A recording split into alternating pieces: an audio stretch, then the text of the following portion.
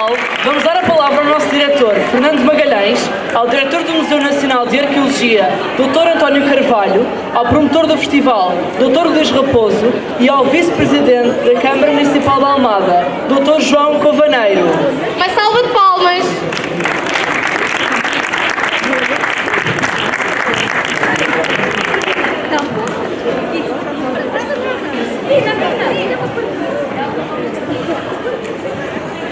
Bom,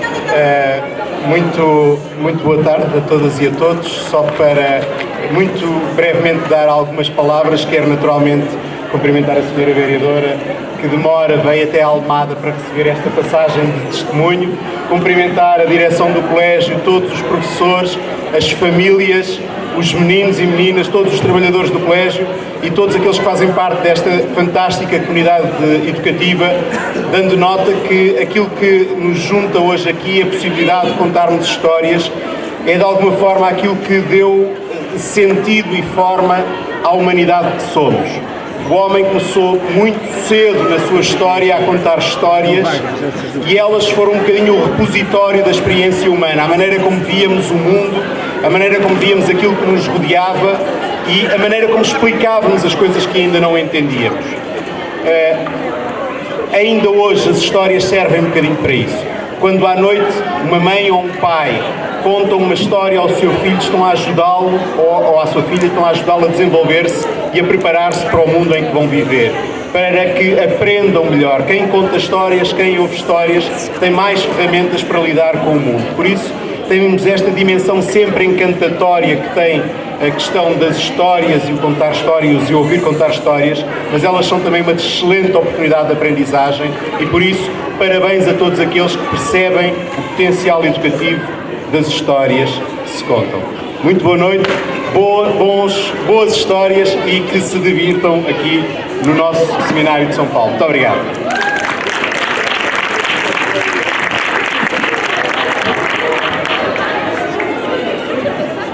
Muito boa tarde a todos e a todas, senhores vereadores, o vereador da Câmara Municipal de Almada, o vereador da Câmara Municipal de Mora. Já explicarei porque é que temos Mora aqui neste palco, antes da senhora vereadora usar a palavra e naturalmente o senhor diretor. Caros amigos, caros colegas do Museu Nacional de Arqueologia que estão envolvidos na iniciativa, é uma intervenção muito curta para vos dizer porque é que está aqui o Museu Nacional de Arqueologia. O Museu Nacional de Arqueologia, em 2013, construiu esta ideia de criar um festival de contos primevos, como diria o fundador do Museu Nacional de Arqueologia, José Leite Vasconcelos. No fundo, festival de contos indígenas. Trata-se de percorrer o país no início do verão, escolhendo um concelho. Neste concelho escolhe-se uma instituição amiga. Com esse concelho e com essa instituição trabalha-se com as escolas. Tentam-se levar escolas de fora a esse concelho e ao longo de 3 dias temos um programa, como explicou o Sr. Vereador da Educação, não podia explicar de melhor maneira, em que a história e o imaginário popular e o cancioneiro popular estão no centro. Já foi assim em Vila Velha de Roda, onde foi o primeiro destes festivais, depois em Guimarães, depois no Fundão, depois no Alandroal em Vila Viçosa, mais recentemente em Lolé, agora aqui e para o ano em Mora. Portanto, o Museu Nacional de Arqueologia, que como sabem está instalado no Mosteiro de Jerónimos, tem esta missão de ser um museu que guarda uma parte importante do património cultural português. Muitos sítios arqueológicos guardam-se o seu espólio e guarda-se no Museu Nacional de Arqueologia e tem muitas coleções cedidas por muitos espaços, por muitos museus, por muitos centros interpretativos. E, portanto, tenta sempre juntar concelhos que, de alguma maneira, têm que ver com a história desse museu. Almada não precisa de grandes explicações, mas há uma que provavelmente nem o Sr. Vereador, nem muitos de vós sabem. É que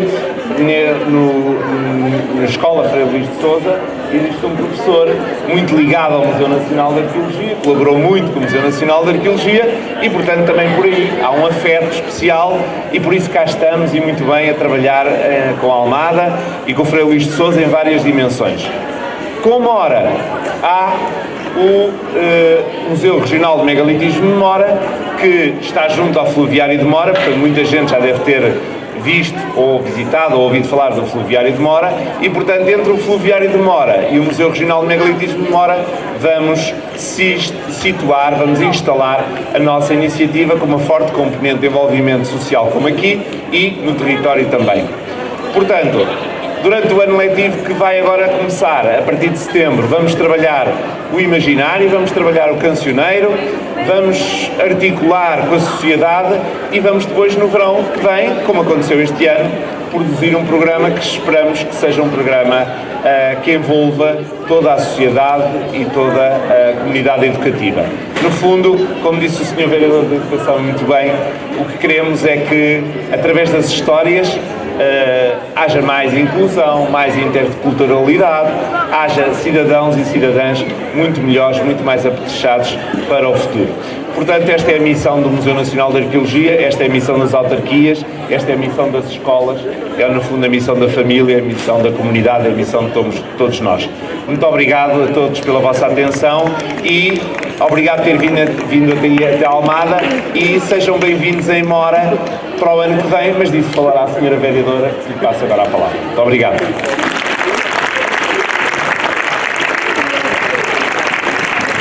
Boa tarde a todos, senhores diretores, colega vereador.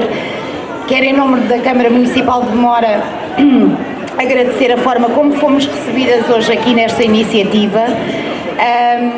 Dizer que é com enorme satisfação que vamos acolher para o ano a 7ª edição dos Contos Indígenas e que tudo faremos, não só nestas vertentes todas que foram explicadas pelo colega vereador da Almada da parte da educação, mas acima de tudo será essa possivelmente a nossa deixa, não deixar criar cidadãos melhores, certo? Ajudar a criar cidadãos melhores, mas acima de tudo não deixar nunca esquecer as nossas tradições, porque são elas a parte das nossas raízes e essas têm que ser preservadas e mantidas. Portanto, era só esta simples palavra e agradecer pela forma como realmente fomos recebidos e vai ser um enorme prazer receber também o 7º Encontro em Mora. Muito obrigada. Boa tarde.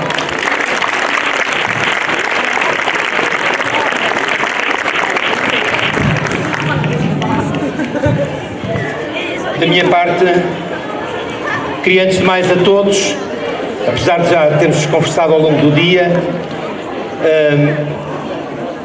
dar este simples testemunho de final. É um enorme gosto, um enorme orgulho para o Colégio Frei Luís de Sousa, para o Externato Frei Luís de Sousa, acolher o 6º Festival de Contos Indígenas. Ao que parece, somos fãs deste festival desde uma hora muito primeva.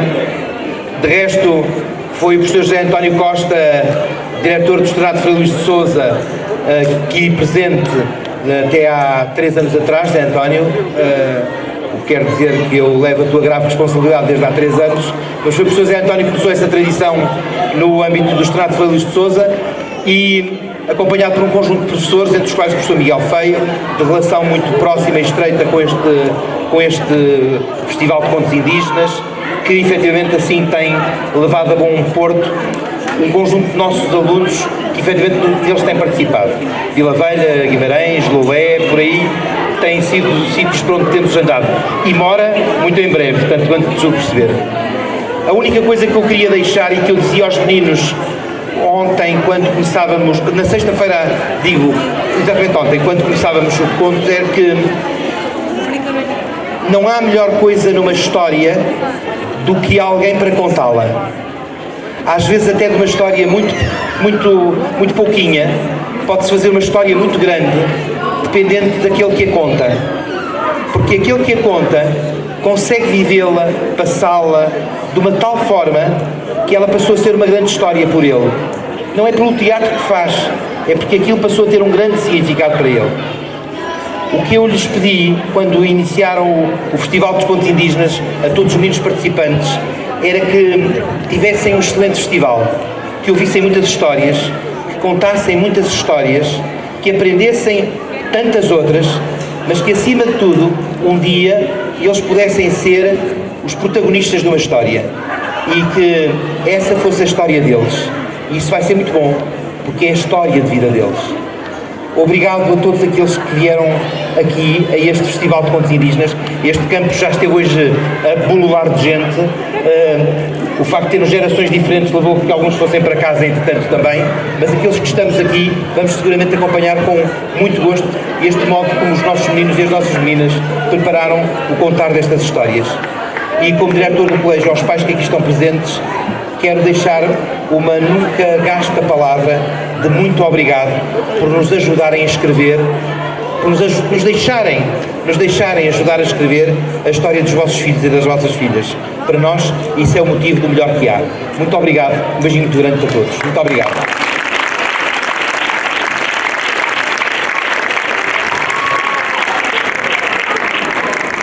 Não quero deixar de renovar, antes de passar a um ato simbólico, um enorme agradecimento, mas enorme agradecimento. Já o fiz na igreja, já o fiz aqui ao início, mas sinto necessidade de fazê-lo de novo.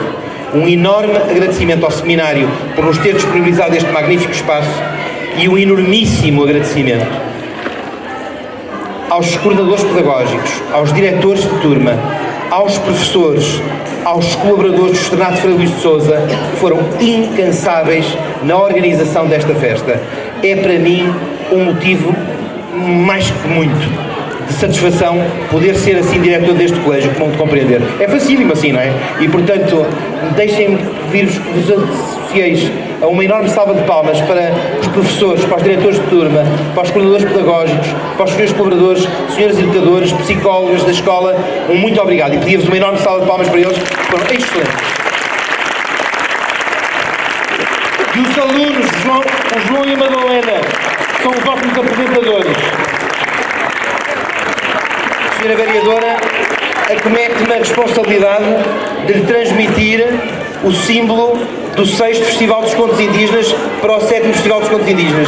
E nada melhor do que uma peça do Museu Nacional de Arqueologia, que lamentável não é original, mas é por uma questão de tamanho apenas, não é? E que com o maior gosto lhe faço como transmissão do 6º para o 7º Festival dos Contos. Isto quase parece Eurovisão, desculpem lá, hein? Isto quase parece Song Contest, hein?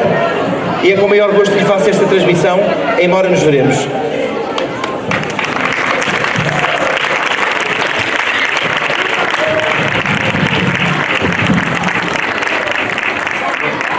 Não se pode transmitir esta peça, neste caso é, como imaginam, uma réplica em pequena dimensão, porque a outra o original tem 2 metros de altura. Sem uma explicação, o que isto é. Para vocês verem como o Museu Nacional de Arqueologia é tão nacional, o que nós temos aqui é um guerreiro galaico, como nós costumamos dizer, galaico ou lusitano, do Conselho de Boticas. Veja bem, do Conselho. Este guerreiro, antes de ter vindo para o Museu Nacional de Arqueologia, estava, juntamente com outro, a fazer figura de convite no Palácio Nacional da Ajuda. Ora, com a implantação da República, os 2 guerreiros que estavam à porta do Palácio da Ajuda, entre a porta e o jardim, Leite Vasconcelos foi buscá-los, como muitos outros bens da coroa foram passados para os museus nacionais. Para o Museu de Arqueologia também foi passada a coleção das antiguidades egípcias da coroa. Os 2 guerreiros galaicos foram para o Museu Nacional de Arqueologia. O Leite Vasconcelos já os tinha pedido ao rei Dom Carlos, mas o rei Dom Carlos, como eram figuras decorativas, não os tinha dado. O rei Dom Carlos, aliás, foi um bom benemérito do Museu Nacional de Arqueologia, enquanto senhor da Casa de Bragança, fez muitas doações. Enquanto chefe de Estado, não. Portanto, com a República, vieram para o Museu Nacional de Arqueologia. O que é que eu quero dizer deste guerreiro, do original? É que este nosso guerreiro original farta-se de viajar. É pedido por muitas instituições para as grandes exposições do mundo, onde se fala dos lusitanos, dos galaicos, da tradição céltica, e vai agora para a Galiza, já esteve no Brasil, já esteve em muitos outros sítios, vai agora para a Galiza para uma grande exposição, para provar que o nosso guerreiro se farta de viajar, viaja ao original e agora viaja a pequena réplica para Mora, agradecendo muito à Almada ter conservado e feito a passagem de testemunho. Muito obrigado.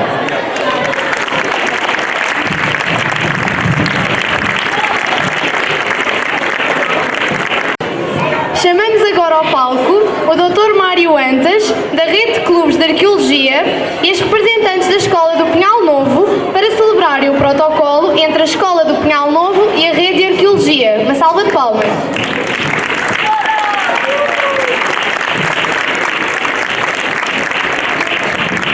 O ato que Almada acolhe de assinatura deste acordo de adesão entre o Museu Nacional de Arqueologia e estas escolas que passam a pertencer àquilo que nós designamos por rede dos clubes de arqueologia, que está aqui e que o meu colega Mário Antes está aqui e coordena, obviamente é um protocolo, mas mais importante do que o protocolo é o espírito do protocolo. Porque, como nós sabemos, há muitos protocolos e contratos que são letra morta. Este não, este é letra viva, e é a letra viva antes de ser assinado. E por isso eu queria mais uma vez agradecer à Câmara Municipal de Almada, ao Externato Frei Luís de Sousa e a todos aqueles que colaboraram para que, e às senhoras professoras aqui presentes naturalmente, estão a viver o Festival dos Contos primeiros, o Festival dos Contos Indígenas, antes da assinatura do protocolo, o que significa que o protocolo poderíamos considerá-lo já devidamente assinado. Portanto, muito obrigado e vamos começar então a assinatura. Não sei se o meu colega quer dizer algo mais.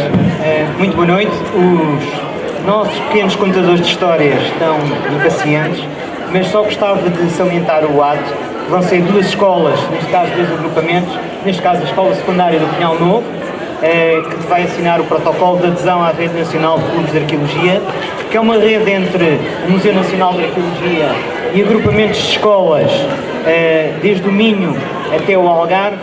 Só para terem uma ideia, mais a sul, Vila Real de Santo António, no Algarve, e a mais a norte, precisamente, Boticas. E não só a Escola Secundária do Pinhal Novo que está a assinar agora o protocolo, como também o agrupamento de escola Elias Garcia, aqui da Sobreda da Caparica. E para nós é uma enorme honra ver como é que projetos conseguem crescer e evoluir graças a todos os heróis. E os heróis são os meninos que vão dar-nos um festival esta noite, são os professores, é toda a comunidade escolar, são os pais, são os auxiliares, são todas as pessoas que tornam as nossas escolas um lugar em que podemos ser felizes, tal como os museus. Obrigado.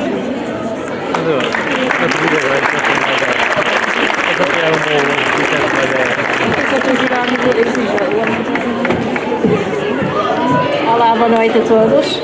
Bom, e como o Dr. António Carvalho falou, é uma missão e que nós aceitamos com o maior gosto, é um desafio e a Escola Secundária do Pinhal Novo espero que esteja à altura e quiçá um dia receber de facto o 8º, o 9º, o 10º Encontro Nacional dos Contos Indígenas, está bem? Muito obrigada e estaremos sempre ao vosso dispor.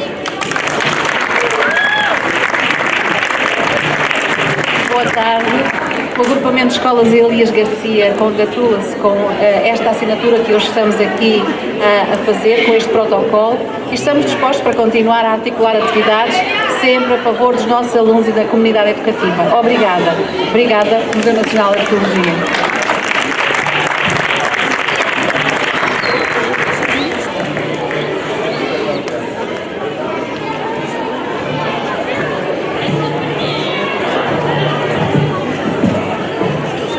E agora vamos chamar os nossos apresentadores, o João e a Madalena, que vêm com a parte mais importante. Não saiam dos vossos lugares ou arranjem uma cadeirinha, sentem-se. João, Madalena, qual que é vosso e dos nossos contadores? Divirtam-se.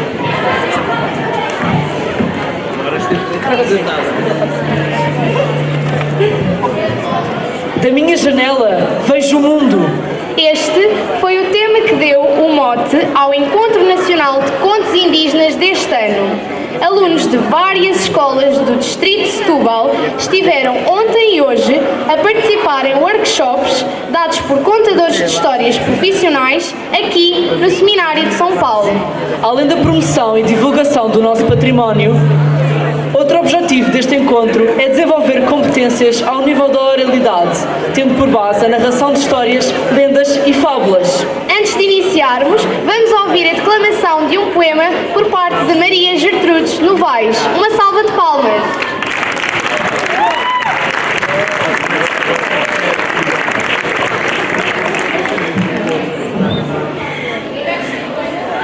Muito boa noite. O poema que vos vou dizer chama-se Janela aberta. Era uma vez todos tantos contadores de histórias que nos contam as memórias de saberes, sabores do tempo.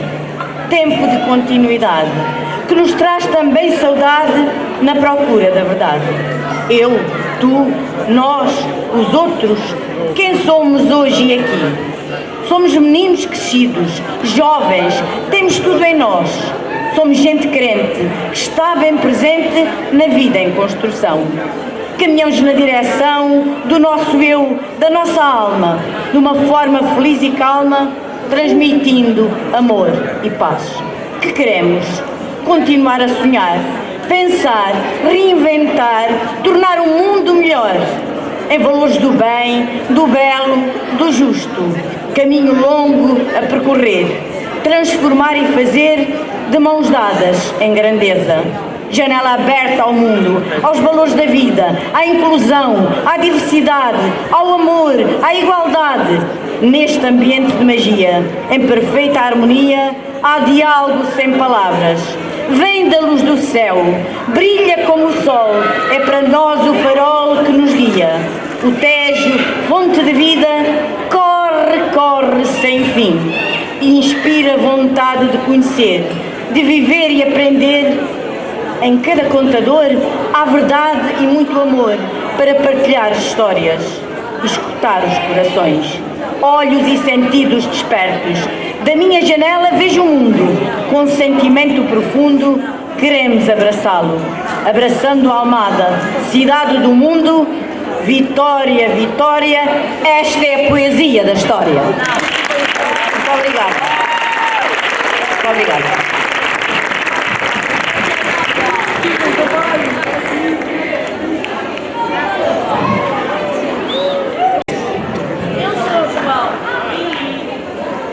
Vamos agora assistir ao trabalho desenvolvido pelos alunos e contadores de histórias, iniciando com a apresentação por parte dos alunos e de seguida os contadores. Uma salva de palmas!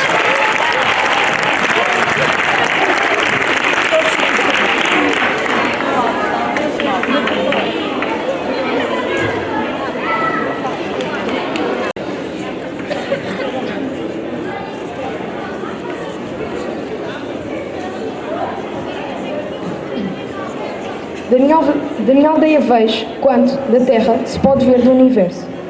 Por isso, a minha aldeia é tão grande como outra coisa qualquer, como outra terra qualquer. Eu sou do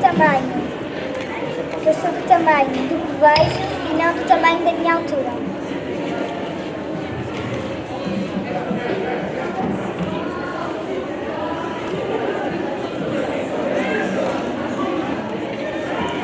Segundo a lenda, onde hoje é Lisboa, existia um reino, o reino Ophiusa, a terra das serpentes.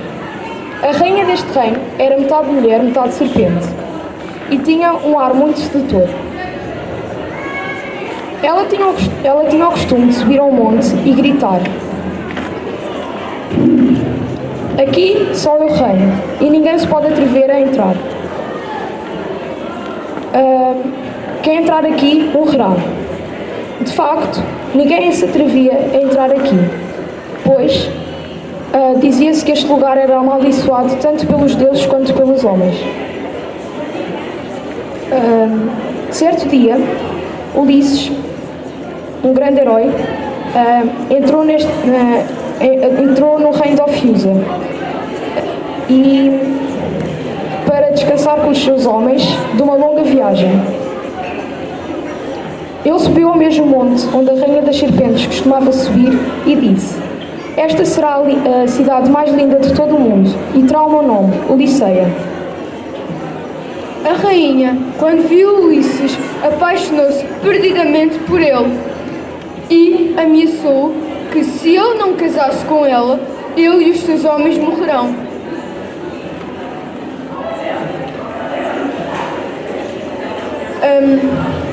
E assim foi. Ulisses casou com a tal serpente, mas estava a engendrar um plano com os seus marinheiros, que consistia em um deles ficar a fazer de Ulisses, enquanto que os outros fugiam. E assim foi. a rainha só descobriu de manhã e tamanha fúria, raivosa, sentiu-se traída e, ao correr atrás deles, arrastou a terra com ela. E assim formou as 7 colinas que agora têm o nome de Lisboa. Menina e moça, menina!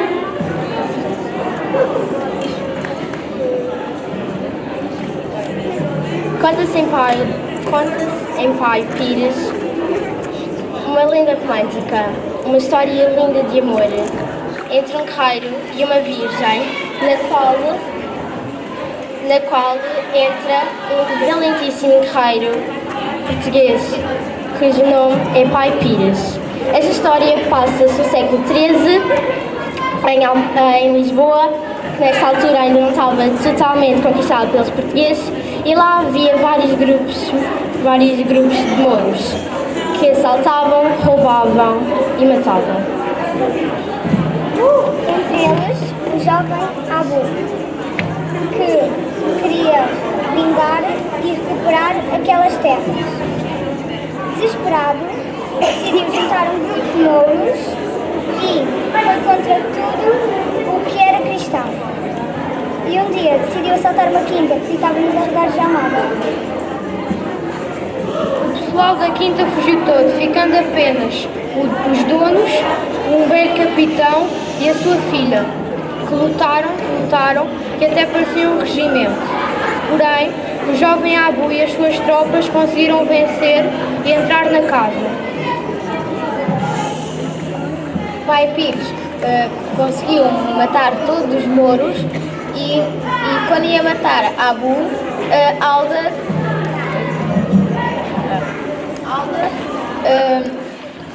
pediu a Pai Pires que lhe poupasse a vida, porque ele poupara a vida de Alda. E assim Pai Pires descobriu que os dois estavam apaixonados e aí fizeram o casamento. No fim da cerimónia, os donos da quinta, essa zona, chamaram aquele sítio Pai Pires, que é agora a vila. E quem contar esta história, conta com o romantismo.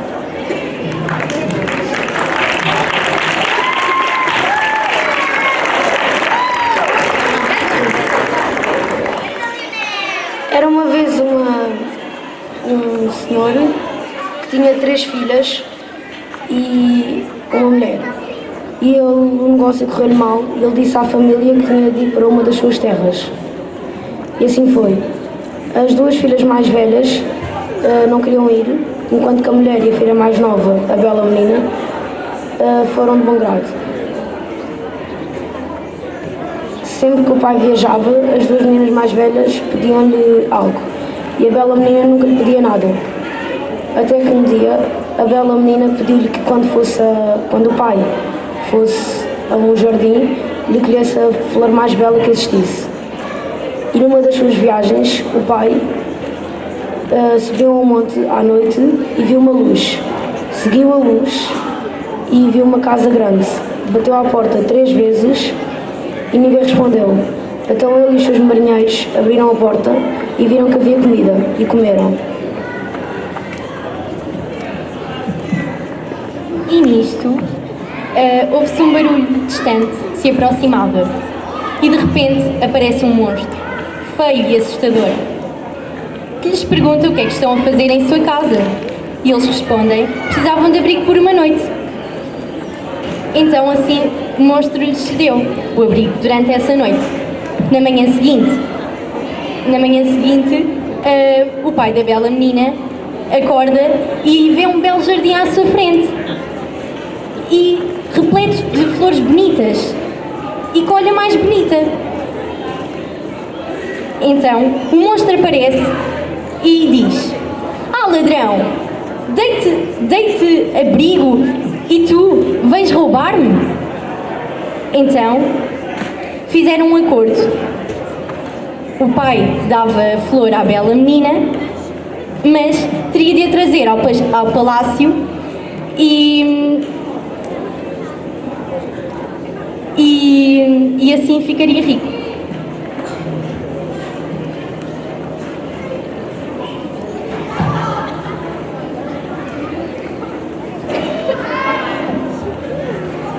A filha...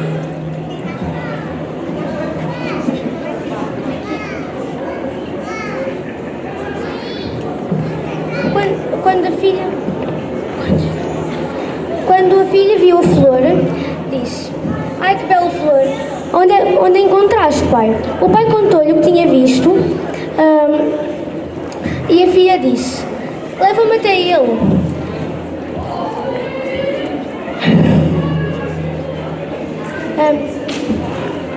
O pai levou-a. Quando chegaram até lá,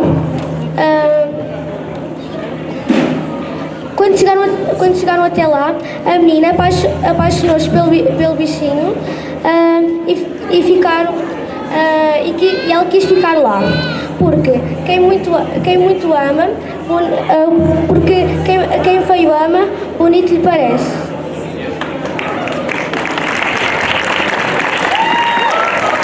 A bela menina viveu no castelo do monstro durante algum tempo, até que um dia ela pediu-lhe para ir visitar a família, mas o monstro negou-lhe porque achava que ela não iria voltar.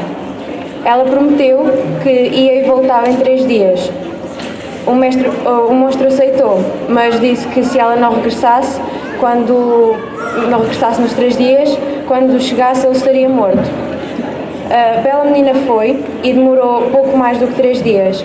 E quando chegou, o monstro estava morto, estava deitado no jardim como morto. Ela deu-lhe um beijo e ele transformou-se num rapaz. Casaram-se e viveram felizes. E assim termina este conto.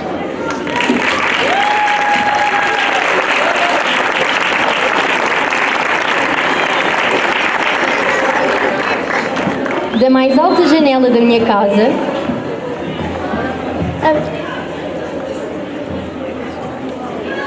Com o lenço branco digo adeus.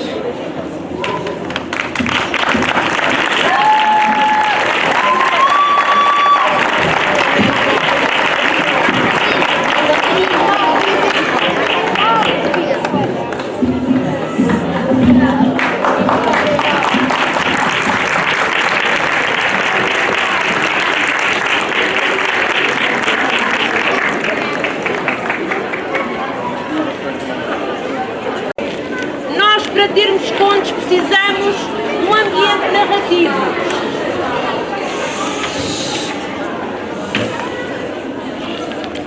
Não há conto se não houver escutador. Então convidava-vos a irmos longe, buscar um canto. Um canto antigo da América Latina que fala sobre esperança. Então pedia-vos que levantassem as mãos, obrigada, e cantassem comigo.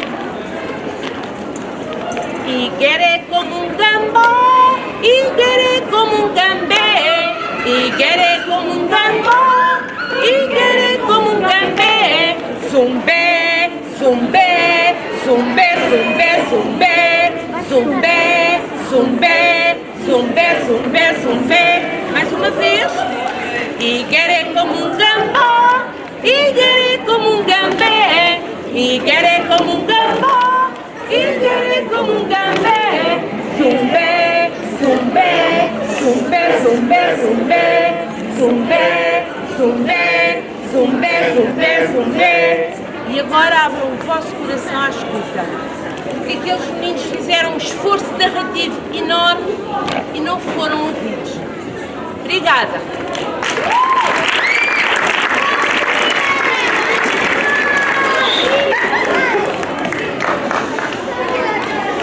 Estes contos indígenas que vamos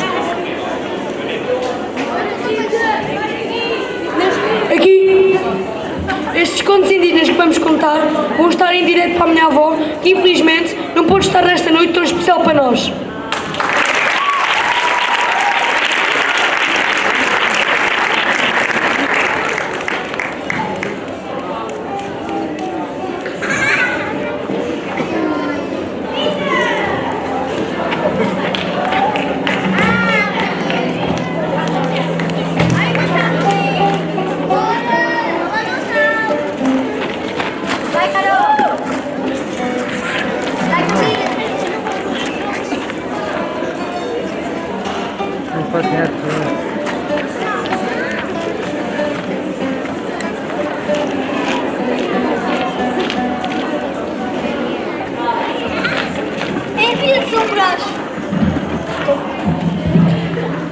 Ermida de São Brás. Posso tirar o microfone? Ermida de São Brás.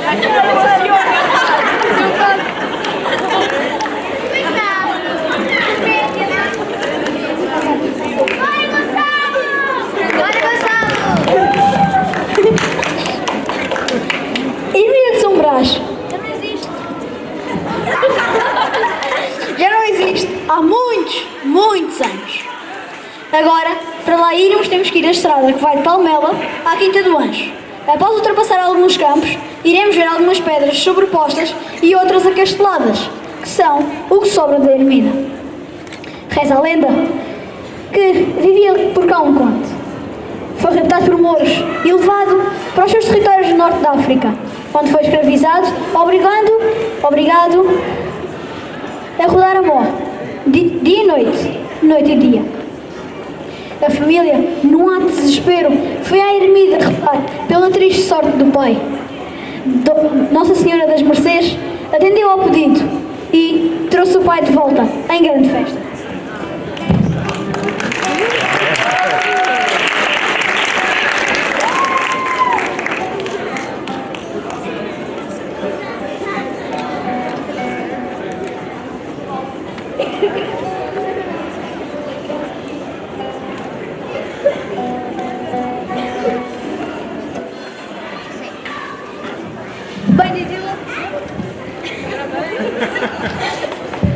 Bendita e louvada, a lenda está contada.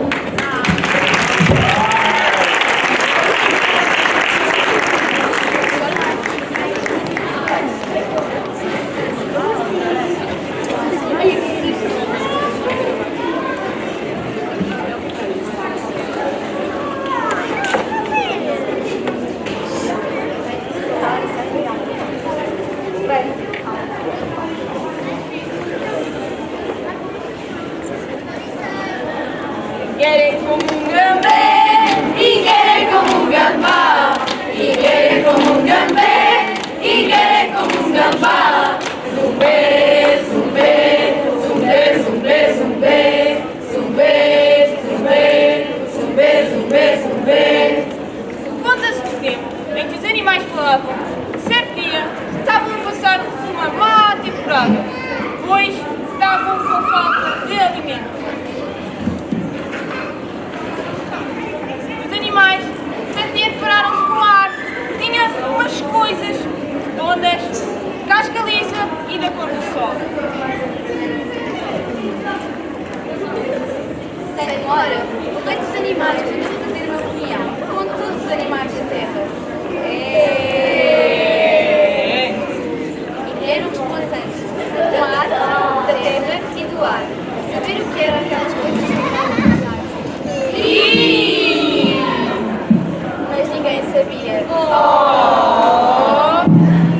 Quando o rei dos animais tomou uma decisão. Vamos perguntar ao Criador. Quem é o voluntário para ir à sua casa? Perguntar se as coisas redondas, de casca lisa e da cor do sol podem ser comidas e não são venenosas. O Criador morava acima das nuvens e o caminho era longo e difícil para lá chegar. Então, tinha que ser uma ave forte. Então, tinha que ser uma ave muito forte. Então, o rei tomou a decisão que seria a águia. A águia, contrariada, foi até à casa do Criador.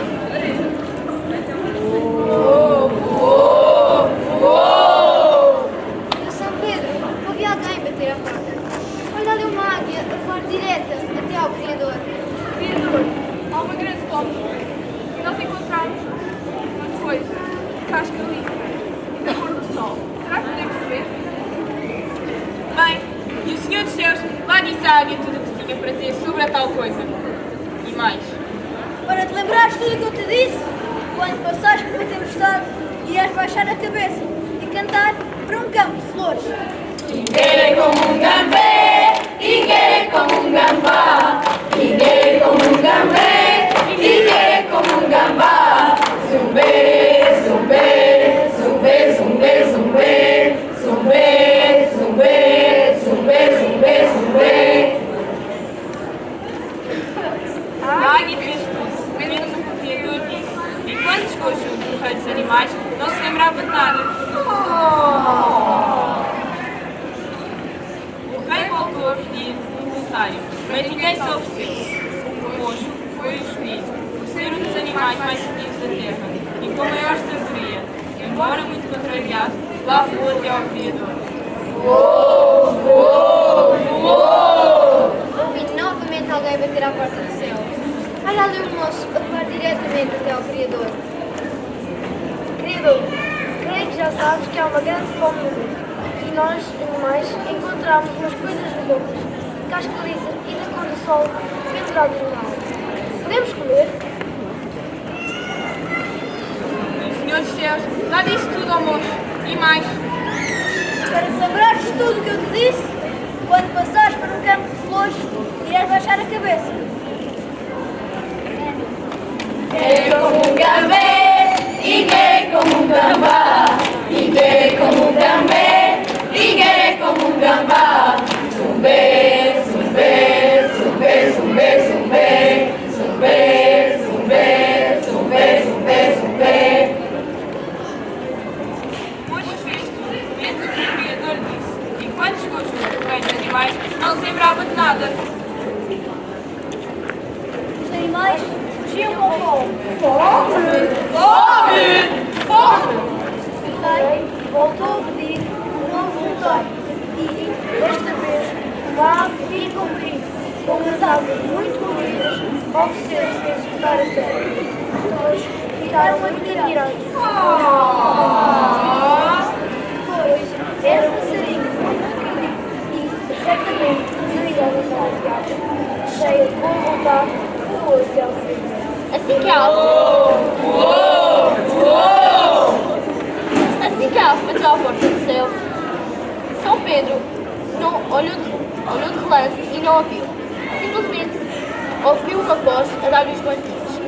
Assim que olhou para o chão, viu uma ave pequenina, pegou nela e voou até o Criador.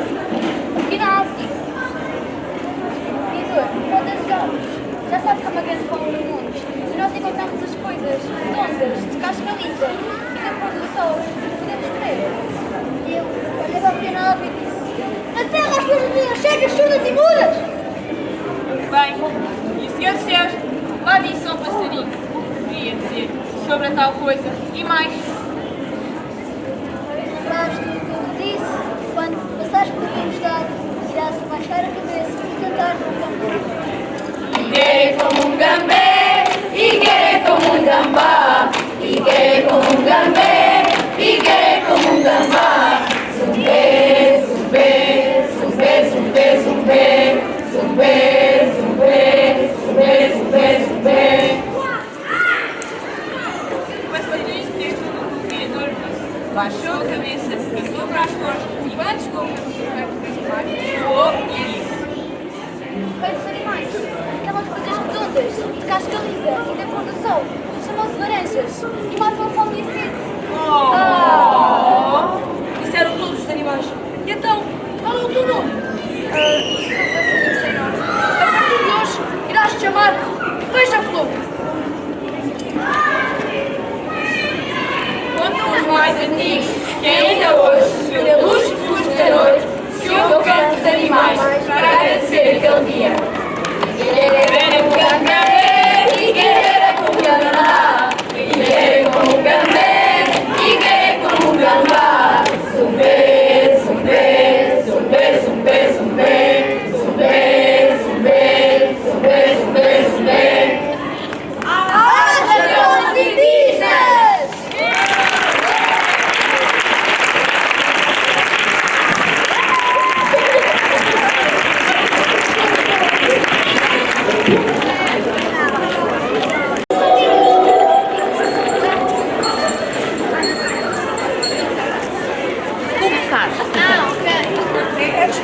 tua experiência.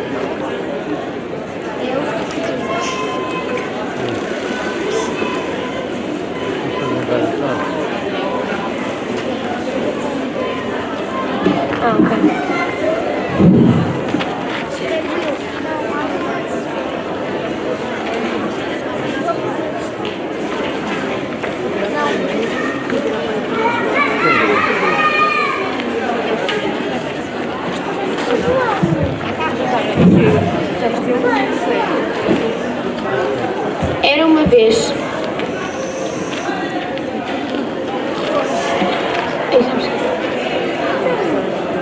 Era uma vez um frade que, depois de uma longa viagem, com fome, com sede e principalmente com saudade do seu antigo povo, batia em cada uma das portas a pedir comida e bebida.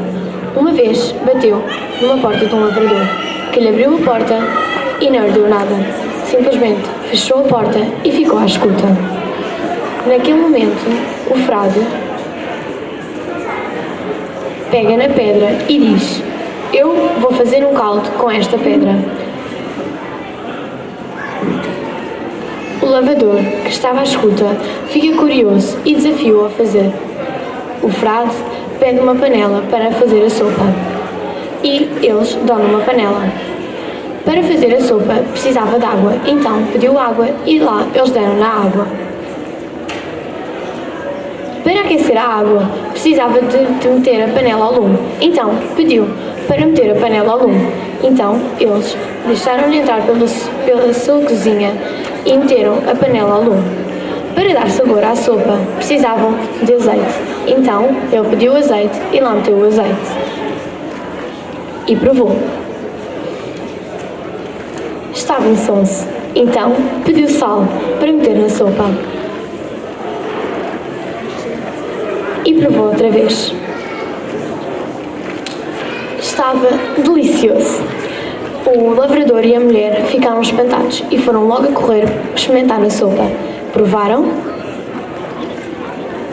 e acharam-na saborosa.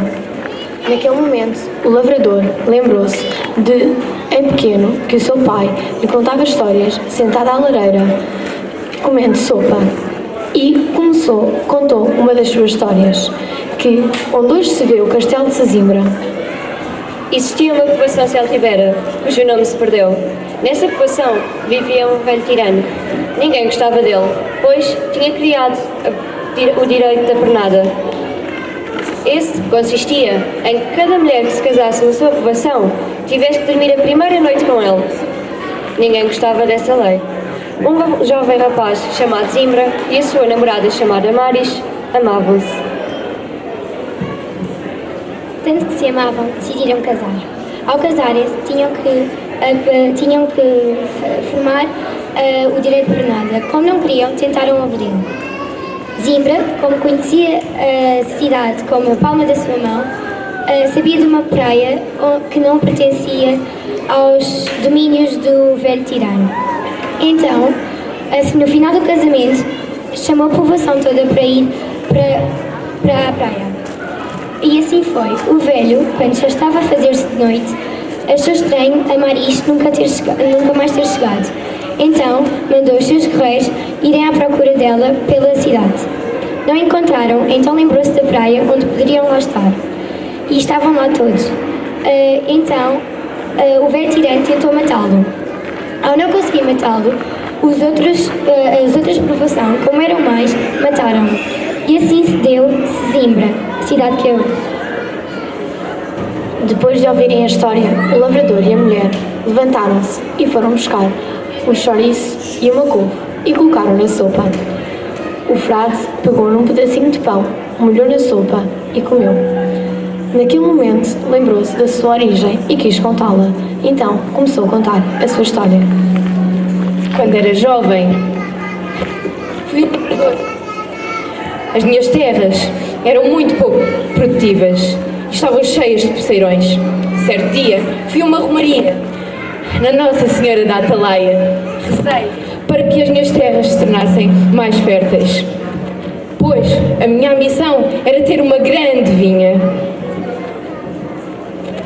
Certa noite, caiu um forte vendaval e eu, encolhido em casa, que rezei para a Nossa Senhora da Atalaia que não inundasse as terras.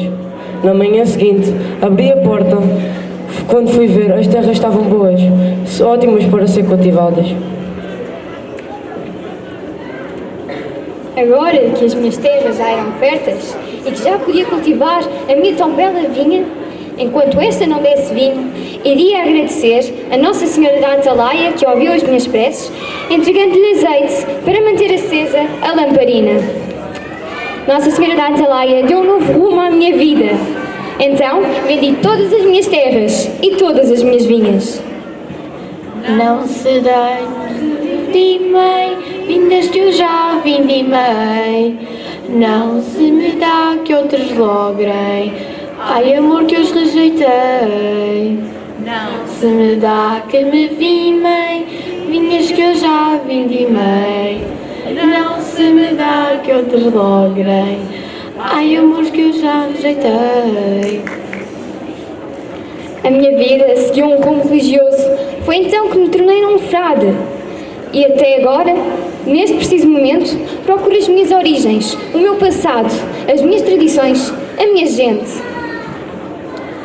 Depois, de já satisfeitos, o lavrador e a mulher perguntam: e a pedra? A pedra lava, leva e fica para a próxima cena.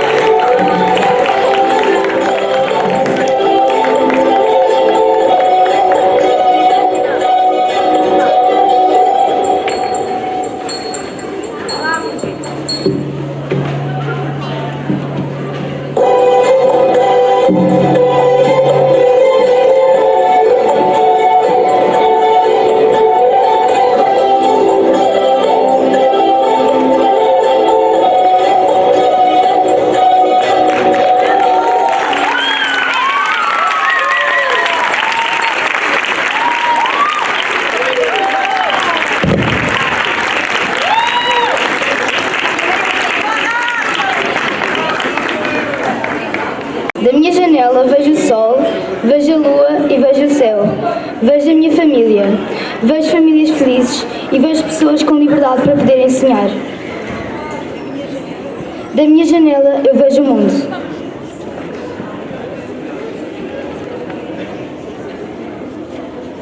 Da minha janela eu vejo o campo e animais.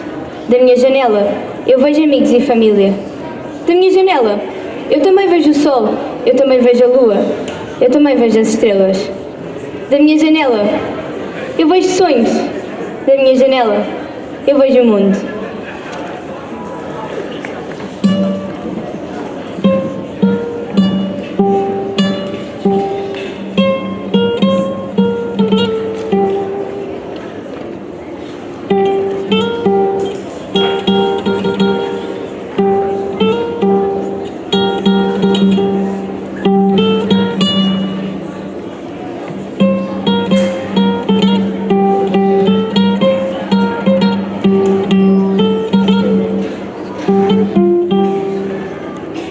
A história que vos vou contar, caros pioneiros, é uma história que ouvi há muito tempo em terras africanas, Angola. A minha história falava de uma menina que não falava. Sim, ela não falava, apenas falava com os pais. Ela foi crescendo, crescendo e crescendo, e ninguém tinha ouvido falar. Até que o pai dela disse: pretendendo que pusera a minha filha a falar, com ela irá casar. A notícia espalhou-se como um pássaro. Voou, voou e voou, até que em todos os cantos do mundo todos sabiam. Chegou o primeiro pretendente. Olá, minha princesa. Venho da Ásia e de lá trago este guarda-chuva muito bonito, o guarda-sol muito bonito, para te proteger do mesmo.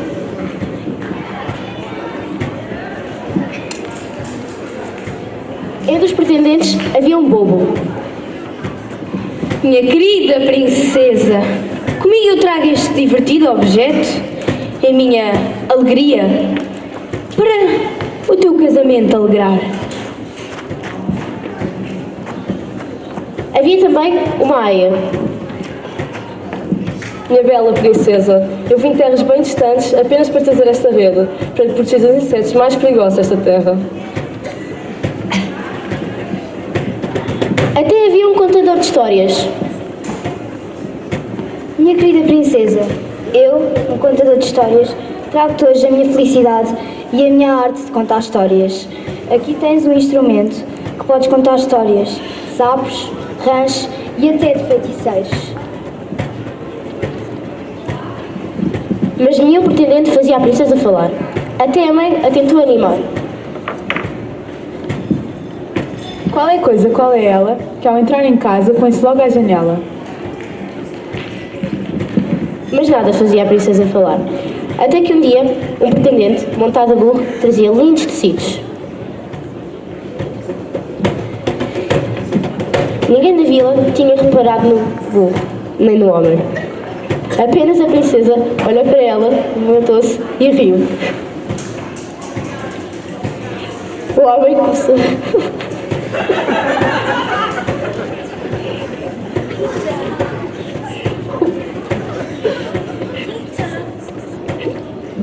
O homem começou a mostrar-lhes.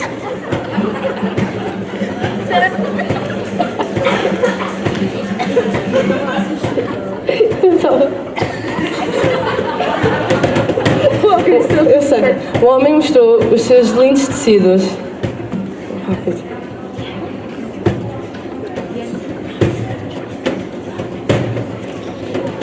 E com eles fez uma lareira. Ele mostrou mais outro.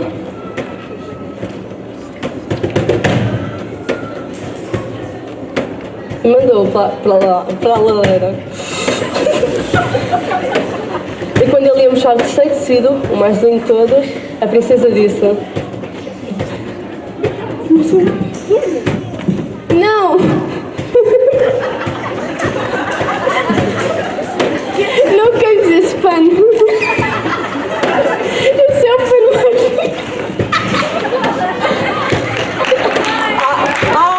A princesa falou! E nesse mesmo dia, os dois casaram-se no final do dia. E com esse mesmo tecido, o mais bonito de todos, foi usado para o casamento dos dois homens. Vitória, com a sua história.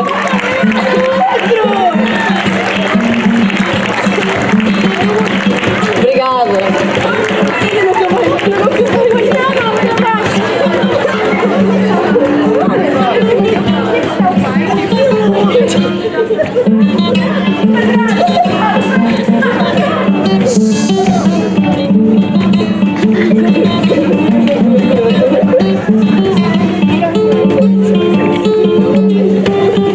Da minha janela vejo o mundo.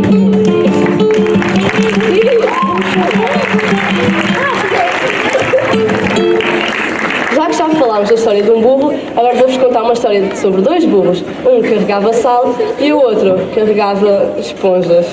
Estás tão leve. Mas estou. E como estou tão...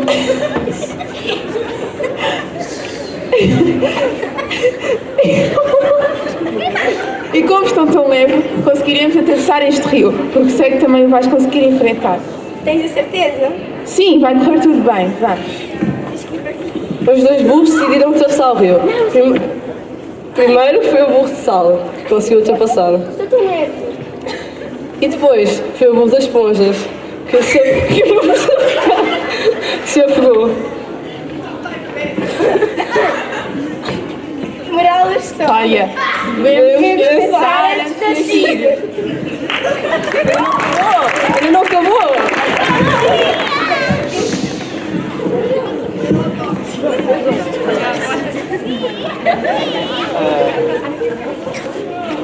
E nesse mesmo rio, num tempo muito distante, deu-se uma bela história de amor entre um cavaleiro lusitano e uma mourisca. A mourisca queria se encontrar com o guerreiro lusitano. Por isso, primeiro atravessou o mar e depois atravessou o rio Sado. Quando chegou à praia, os habitantes da mesma perguntaram: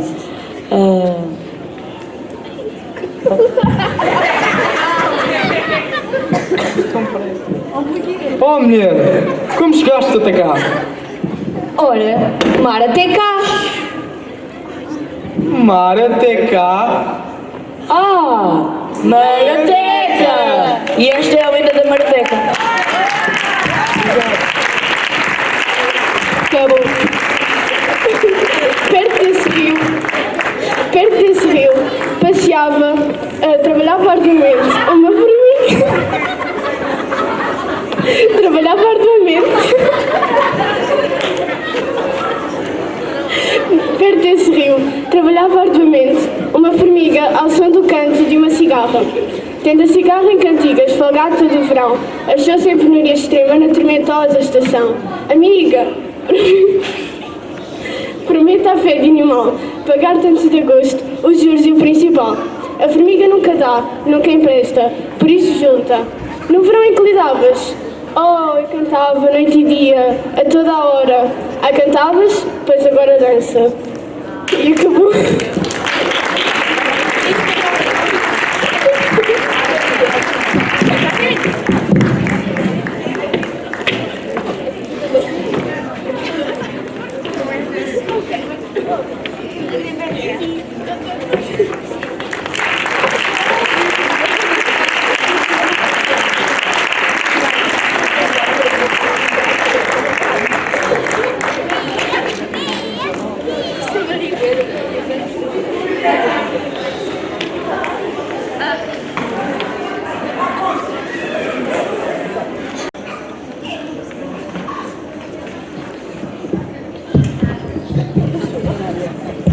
Olá, boa noite a todos.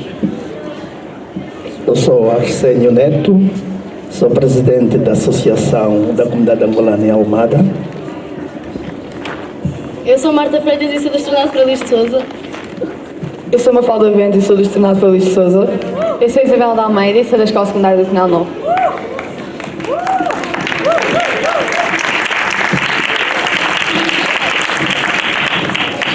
Nós vamos contar uma história que é a lenda da Quinta do Anjo.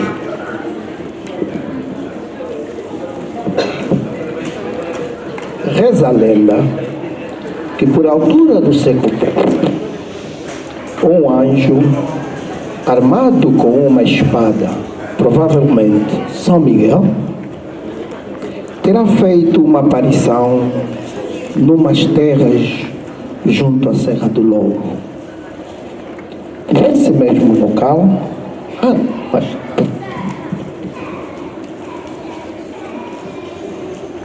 mesmo local, anos mais tarde, se construiu uma quinta, a Quinta do Anjo.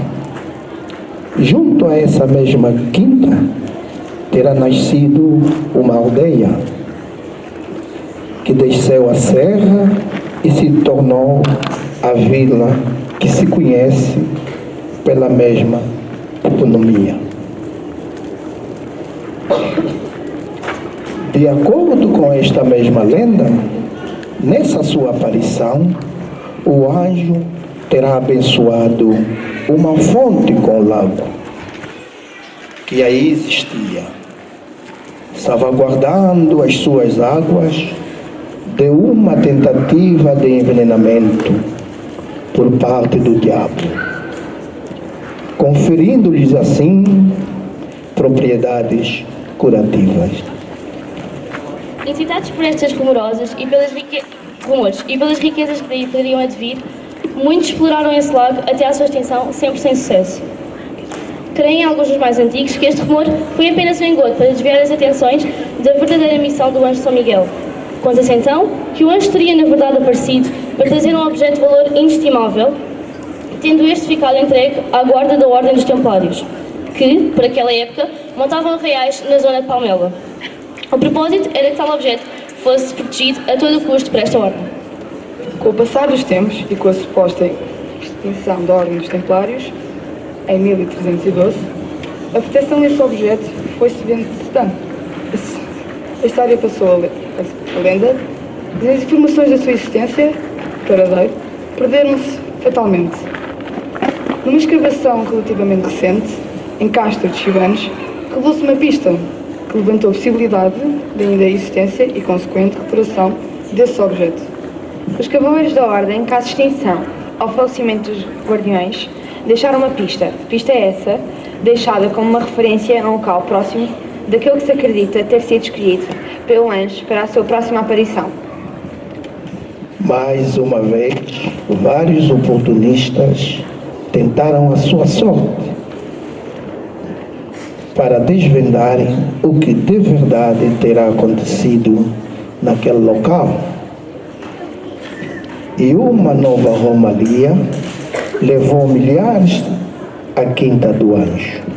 A história voltou a repetir-se uma vez mais, e os esforços se revelaram infrutíferos e ingloriosos.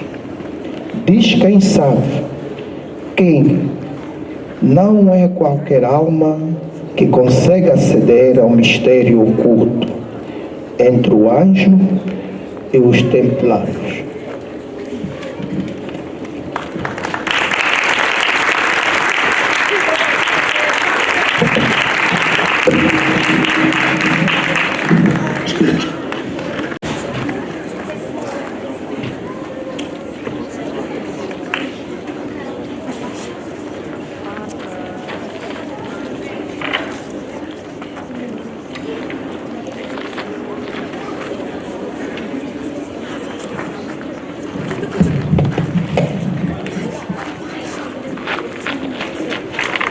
Olá, boa noite. Vamos apresentar uma história que passou no século XIX em África. Fala de um homem que lutou pelo seu país, Mwalimu, que andou pelo mundo para poder salvar o seu povo. Vamos iniciar.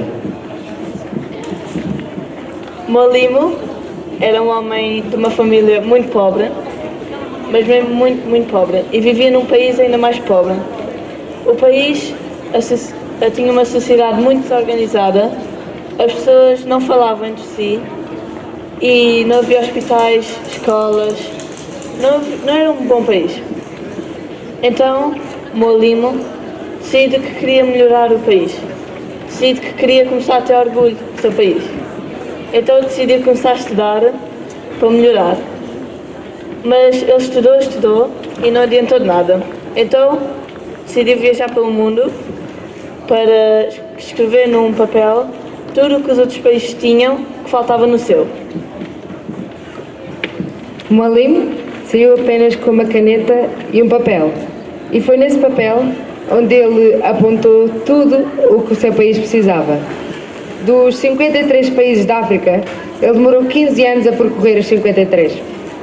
Após ter percorrido a África inteira, ele olhou para o papel e viu que a África tinha uma sociedade mal estruturada, não havia amor, as pessoas não eram solidárias.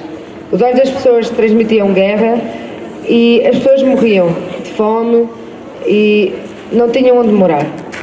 Depois disso, depois de ter tudo apontado rigorosamente no papel, ele decidiu viajar até a Europa. Foi na Europa onde viu coisas lindas. Na Europa, viu sítios onde as pessoas podiam conviver, onde as pessoas podiam se amar, onde as pessoas podiam estar. Era na Europa que as pessoas podiam pensar livremente.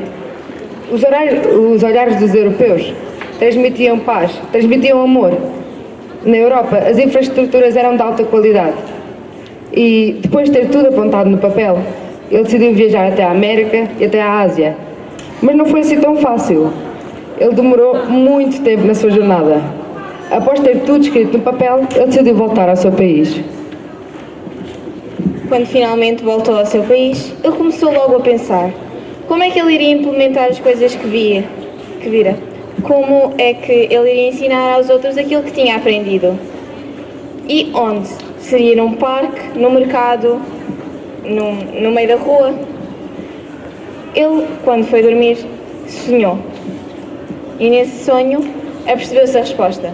A primeira coisa que ele teria de construir seria uma escola. A escola seria o primeiro passo. Então, ele decidiu construir uma grande barraca onde todos poderiam estar livres para estudar sem pagar nada, completamente grátis. Ele também chamou vários professores e ensinou-lhes aquilo que sabia, aquilo que tinha aprendido, para que eles pudessem transmitir àqueles que quisessem aprender. Tudo corria pelo melhor, até que Mualimo se apercebeu que já estava velho e que já não ia conseguir muito mais tempo. Então ele transmitiu todo o seu conhecimento para livros. Ele escreveu muitos livros com tudo aquilo que sabia e tudo aquilo que queria mudar no seu país para tornar uma sociedade melhor. E depois entregou os livros a todos os professores para que eles pudessem continuar a ensinar e acabar o trabalho.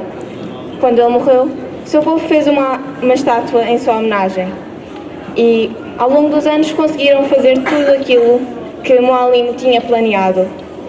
Por isso, ainda hoje, o povo celebra o dia da sua morte para relembrar de todo o esforço que ele fez e de tudo o que ele conseguiu mudar.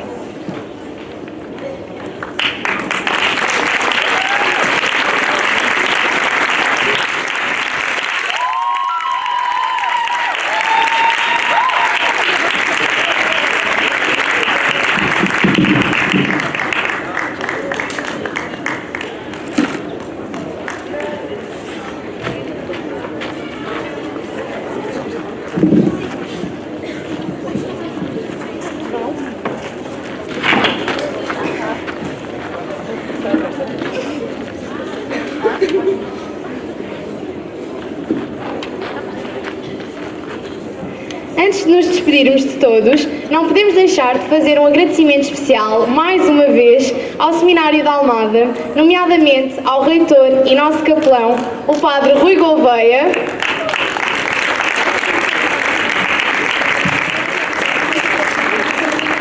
que além de ter aberto as portas do seminário para realizarmos a nossa festa, também acolheu durante estes 2 dias os alunos e professores das várias escolas e contadores de histórias associados ao Encontro Nacional dos Contos Indígenas.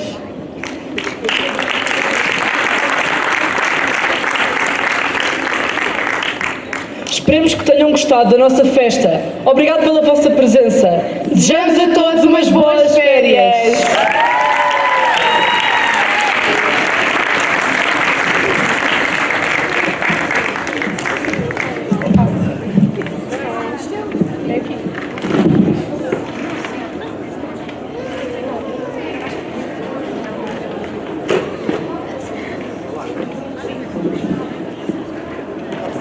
Ora, boa noite.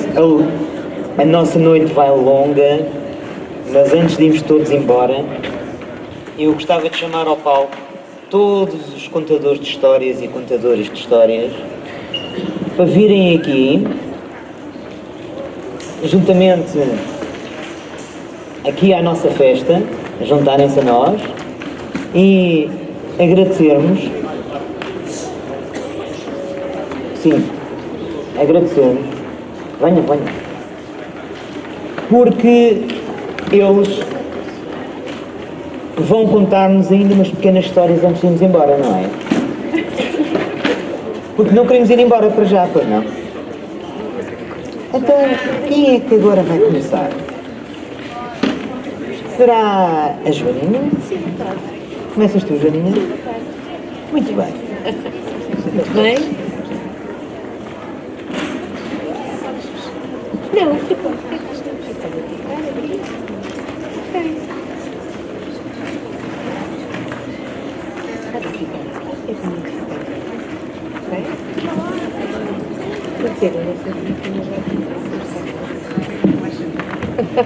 Como é que eu conto aqui convosco? Como está? João, ficas aqui, podes começar com...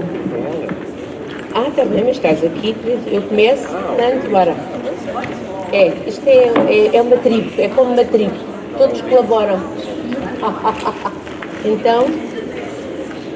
Aoni, kuni, awawani, awani, kuni, awawani, ay, ay, ay, mikanasaya, ay, ay, ay, mikanasaya, awawani, mitsuni, awawani, Mitsuni, awani, Mitsuni, awawani, awani, Mitsuni, awawani, ay, ay, ay, kanasaya, ay, ay, ay, kanasaya, awawani, Mitsuni, awawani.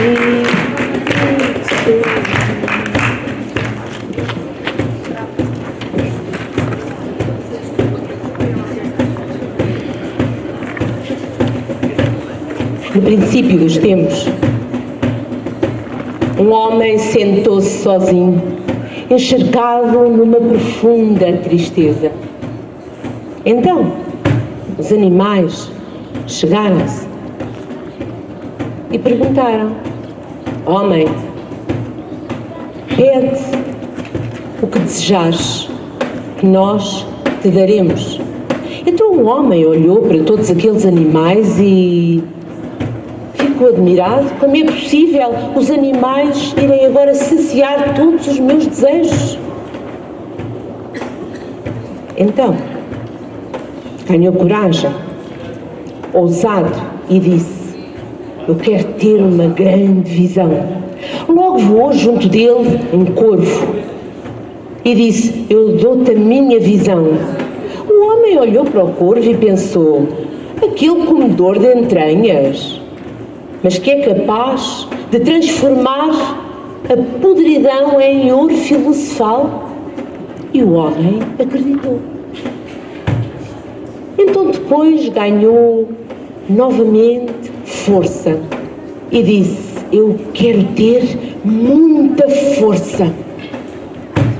Logo um jaguar, daqueles com 2 metros de comprimento, com 1 metro de altura e 100 quilos de peso, se chegou junto dele e disse: eu dou-te toda a minha força. O homem olhou e acreditou. Depois olhou novamente para todos e disse: eu quero conhecer todos os mistérios da terra. E aí uma serpente chegou-se junto dele e disse: vem, homem, eu levar-te-ei a todos os cantos da terra para conheceres todos os mistérios. E assim foi. No dia seguinte, o homem, para ganhar altitude, montou-se a cavalo de um burro e foi com todos os animais que estavam junto dele. Passaram os tempos. Logo quando ele recebeu todas as dádivas dos animais, reuniram-se novamente à volta. E um veado chegou-se junto dele e disse: homem, tu agora és feliz. Tu agora conheces todas as coisas da terra. O homem olhou para o veado, sabia que ele era sinal de beleza, sabia que ele era portador da alma humana e até do próprio sol. e sorriu, mas não acreditou. Logo, uma coruja, a antiga do mundo, voou para junto dele e disse: homem, tu agora conheces todas as coisas, podes fazer todas as coisas. Tu és feliz, homem. E o homem olhou para a coruja, sorriu, mas não acreditou. Então conta-se que naquele momento a coruja olhou para os olhos de todos os animais e disse: eu vi uma fome no homem, que ele quer sempre mais e mais e mais. E um dia a terra dirá: eu não posso mais, eu não tenho mais, basta. E bendito e louvado este conto Maia está a contar.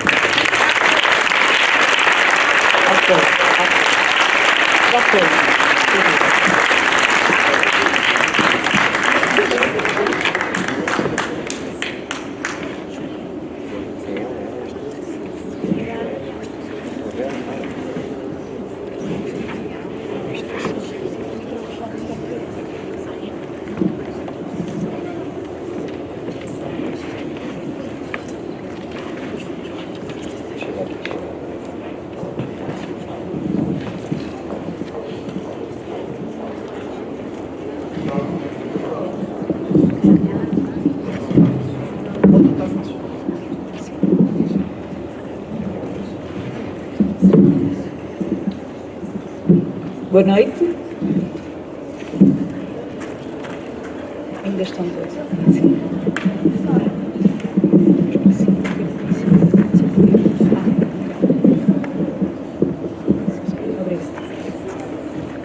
Então vou contar-vos um conto que eu escrevi.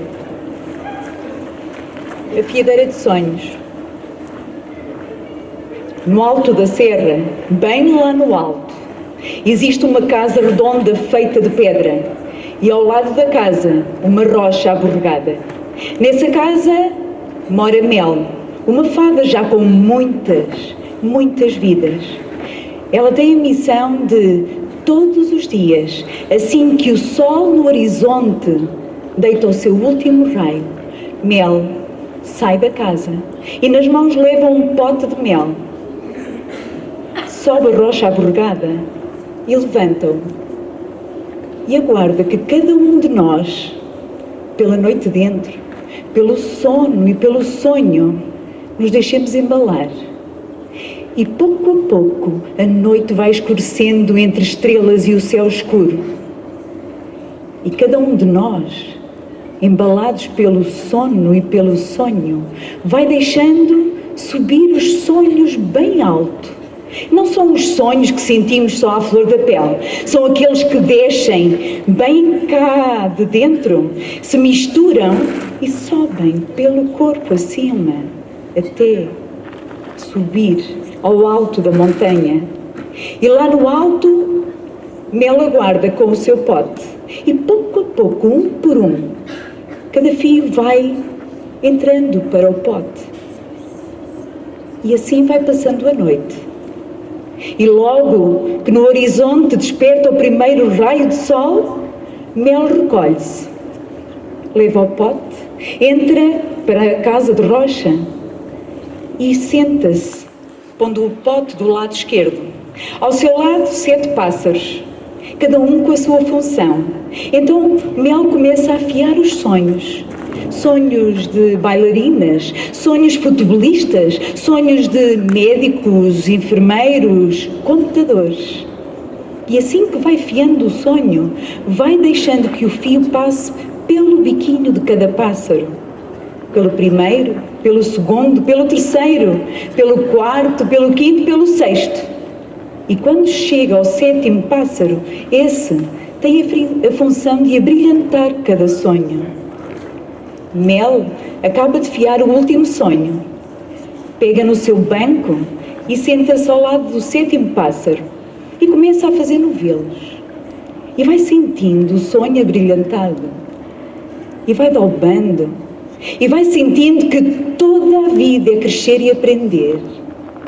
E assim que no horizonte nasce o primeiro raio de sol, e se faz dia, Mel vai mantrando amor, alegria. E assim que o sol dá a volta e se põe, Mel volta a repetir o ritual.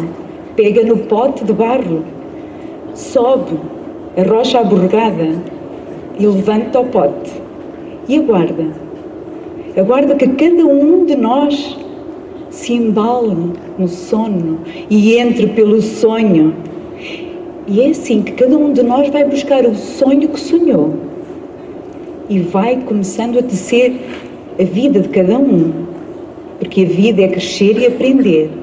E é por isso que hoje aqui estamos, no Festival de Contos Indígenas. E bendita e louvada está esta história terminada.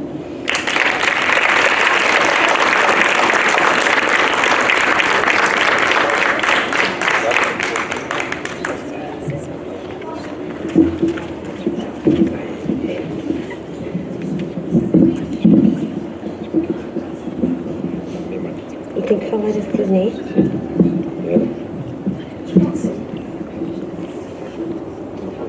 Chega aqui mais ou menos aqui. Está bem, obrigada, João.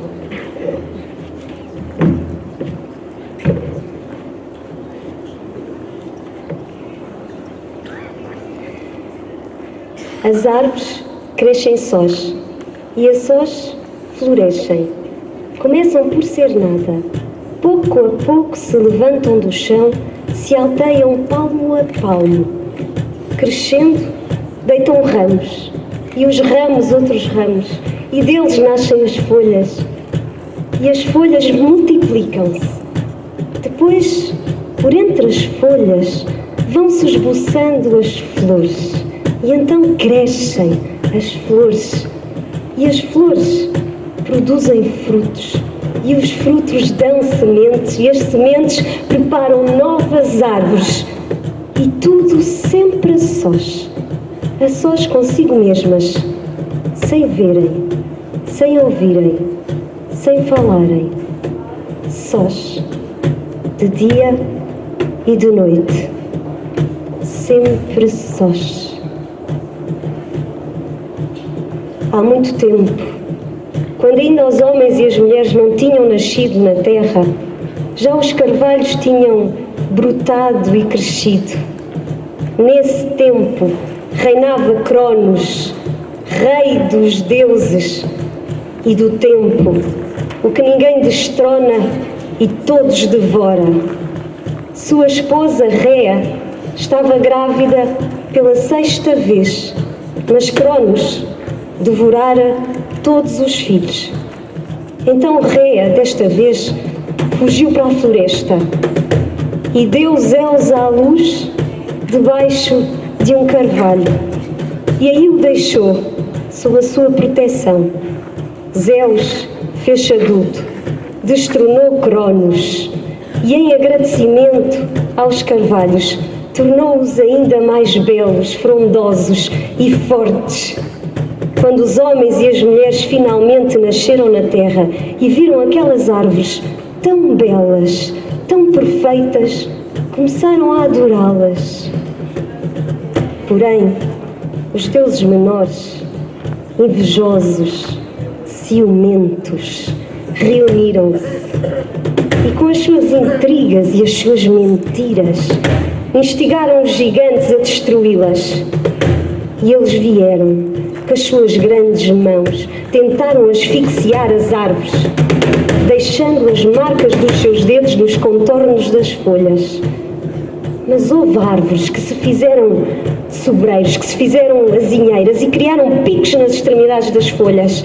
Os gigantes, furiosos, tentaram então arrancá-las do chão, mas elas aprofundaram mais as raízes. Então eles foram buscar os seus grandes machados para as abater e elas tornaram os seus troncos ainda mais sólidos. Solitárias, as árvores exauram terra e sol silenciosamente. não pensam, não suspiram, não se queixam. Estendem os braços como se implorassem e com o vento soltam ais como se suspirassem e gemem, mas a queixa não é sua. Os deuses menores, determinados em destruí-las, foram então roubar alguns raios azeus.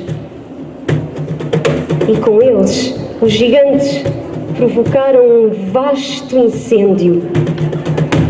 Para cima, erguiam-se os ramos de medo estarrecidos, negros, rodeados de chuva de centelhas vermelha.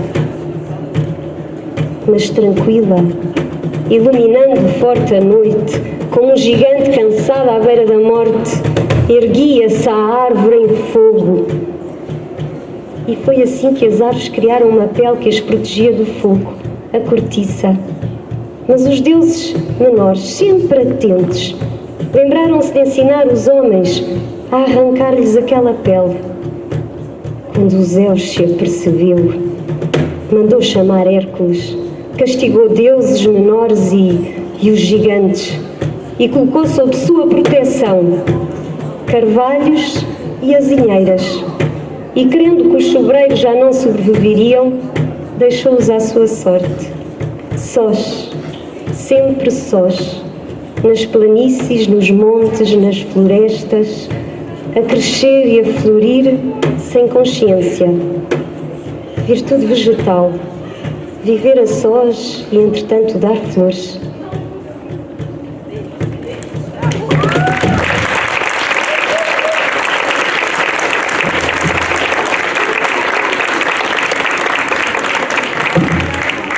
Queria agradecer ao João Silva que me acompanhou.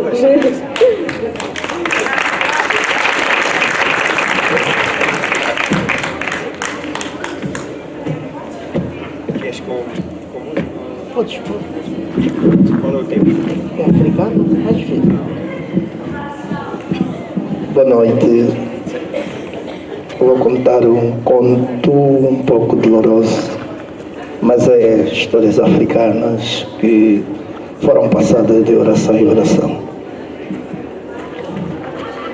Na terra da minha mãe, na província do Bengo, na comuna de Colibengo, Cabire, na aldeia vivia uma família, uma mulher grávida que tinha 3 filhos. E a lenda conta que em África, quando uma mulher está grávida, tem desejos. E os desejos têm que ser satisfeitos. Se não satisfazer esse desejo, então a gravidez terá complicação. No primeiro dia, a grávida solicitou ao marido que pretendia comer peixe. O marido foi à procura do peixe. No 6º mês de gestação, a senhora pediu: eu quero comer pirão com peixe seco. O marido satisfez. No 8º mês de gestação, a mulher diz: quero comer carne. Eu quero comer carne. Então o marido foi à procura da carne e não encontrou a carne. Ai, o que eu vou fazer da minha vida? Minha mulher quer comer carne e eu não encontro a carne. Como que eu vou fazer isso? Tenho que satisfazer esse desejo. Convida a filha, pega na sua faca de caça, pega na sua espingarda e da aldeia vai para o mato à procura da carne, para poder satisfazer o desejo da esposa. Caminhando, não encontrou nenhum parceiro caçador que pudesse fornecer a carne. Continuou a procurar, não encontrou nenhum animal. Começou a anoitecer. O que vou fazer? Voltar em casa sem a carne, como é que vai ser? Pela sua cabeça, olha para o cão, olha para a filha. O que é que eu faço? E decide matar a sua filha para poder levar a carne para casa. Vira-se para a filha, filha, vou matar-te para poder levar a carne. Não, pai, por favor, eu não. Por favor, eu não. Mas o pai teimosamente mata a filha, prepara a carne e enterra os ossos. Chega a aldeia, todo alegre, que conseguiu realizar o seu feito. Na aldeia, quando o caçador chega de manhã, porque a caça é sempre à noite, toda a vizinhança reúne-se e a carne é dividida para todos. Carne em abundância para toda a aldeia, é bem saboreada, todo mundo alegre que o feito foi realizado. A esposa satisfeita que conseguiu satisfazer o seu desejo. Como é hábito nas aldeias, por ser áreas muito distantes, os filhos por vezes vão visitar o tio e a tia. E os tios dizem, essa hora já é tarde, não vais sozinha. Espera amanhã que vamos juntos. E ficou a menina 3 dias na casa do tio. A mãe depois vê que está a faltar uma das filhas. Meu Deus, minha filha não está. Vizinha, viu a minha filha? Não. Mana, não viu a minha filha? Não. Ai, que azar é. Olha a minha vida, minha filha não aparece. Vocês não viram a vossa irmã, por que não? Vai ainda ver ali na mana fulana, no mano fulano, na tia fulana. E a filha não aparece. De tanto lamentar, todos os vizinhos ouviram e começam todos a procurar da menina que não volta a casa. Decidiram combinar todos e foram para a mata procurar a filha. A caminharem pela mata, a mãe começa a chamar, como é hábito nós em África, quando se procurava uma criança, pegávamos uma lata e um pau e ficávamos a chamar, a bater o pau. Quem viu a minha filha? Quem viu a minha filha? Quem viu a minha filha? Faz favor.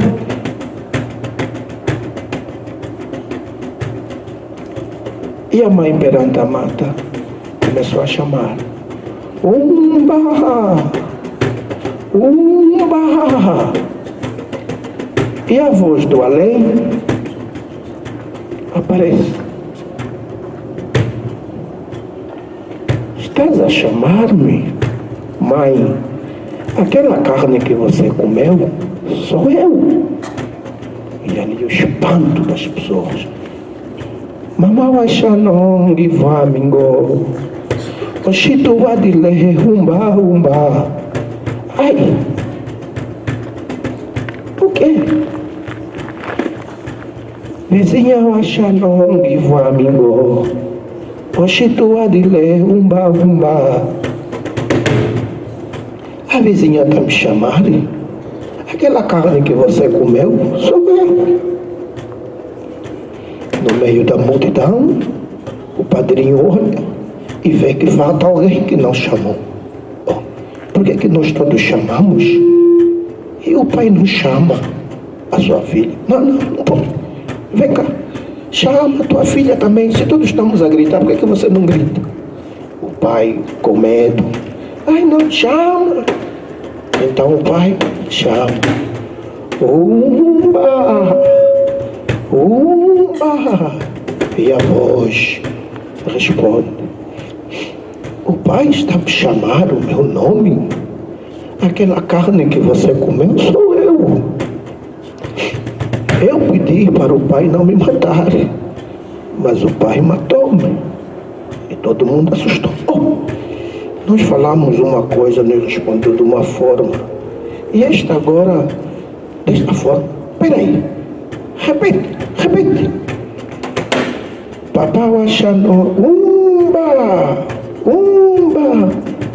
Papá wachano, giva mingo. Oshito wadile, umba. Geshite kuzela kungishiba. Papá wateme, wangishiba. Ai, então você matou a sua filha. O cão começa a entrar pela mata, correr. E todo mundo começa a seguir o cão. O cão chega num dado momento, começa a cavar.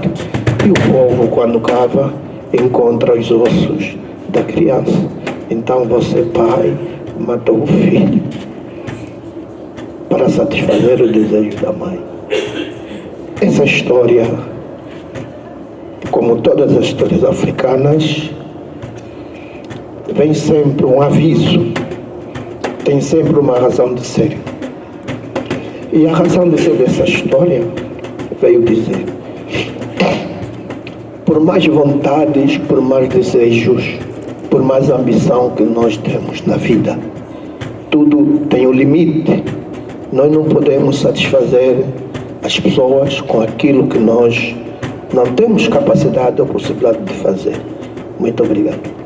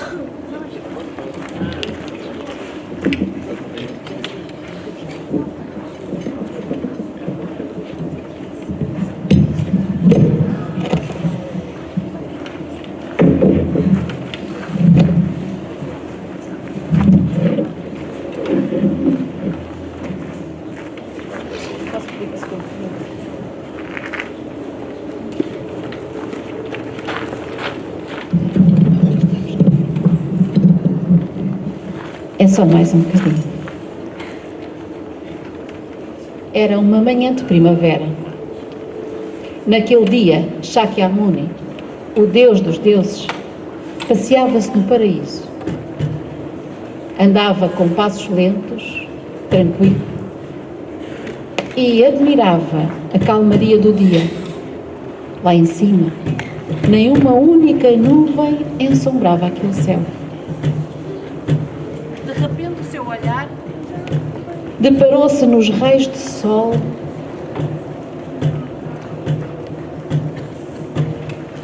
que mergulhavam nas águas do lago. O lago estava rodeado de flores brancas e de súbito Shakyamuni olha para as flores, olha para o centro do lago e ficou curioso. Ficou curioso de saber o que se passava naquele dia nas profundezas do inferno. Sim, era ali o inferno. Umas terras longínquas, longe do olhar humano, mas perfeitamente visível aos olhos daquele Deus. Shakyamuni olhou lá para baixo e um mar de danados debatia-se num mar de sangue. Lutava contra as labaredas e exalava enxofre. Todos eles em cima uns dos outros, tentando erguer-se, tentando chegar a uma luz lá em cima, que não existia, ao céu. Shakyamuni, de repente, vê que um deles se debate mais do que os outros. Tenta alcançar as labaredas, agarra-se com mais força, grita com mais força. Shakyamuni conhece-o. Era Kandata. Tinha passado toda a sua vida a maltratar, a matar e a violar. Mas um dia, um único dia da sua vida, aquele homem, entrado numa floresta atrás de outros, tal como ele, pousa a bota em cima de uma aranha. Pousa não. Suspende o peso da bota para não matar aquele ser. Shakyamuni fica a olhar para ele e pensa: será que há salvação para este homem? De súbito, olha para os seus pés e entre duas flores de lótus, uma aranha descia a sua teia. Pega na teia da aranha e devagarinho coloca bem no centro do lago. Faz descer a teia de aranha até às profundezas do inferno. Kandata nem queria acreditar. Um ponto luminoso lá no breu, no escuro, agarrou-se ainda mais às labaredas e gritou: o céu, o paraíso a mim! E trepou, e trepou, e trepou, e trepou, e trepou com todas as suas forças, até que a meio do fio de aranha resolveu parar e olhar para baixo. Lá embaixo, a multidão de danados também tentava trepar o fio de aranha. Malditos! É meu! Não veem que eu só suporto o meu peso? Não veem que eu não pode mais ninguém agarrar-se a este fio de aranha? Este fio é meu! O simples sopro desta palavra, meu, fez quebrar o fio de aranha.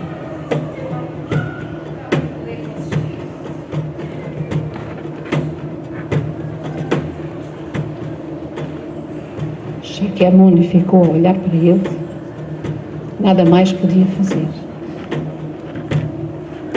Retoma o seu passeio, em passos lentos, com um único pensamento: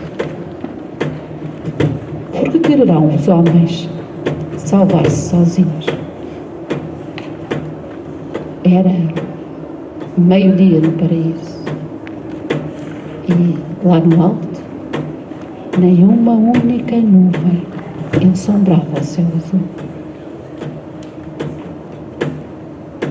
Bendito e louvado, este conto está contado.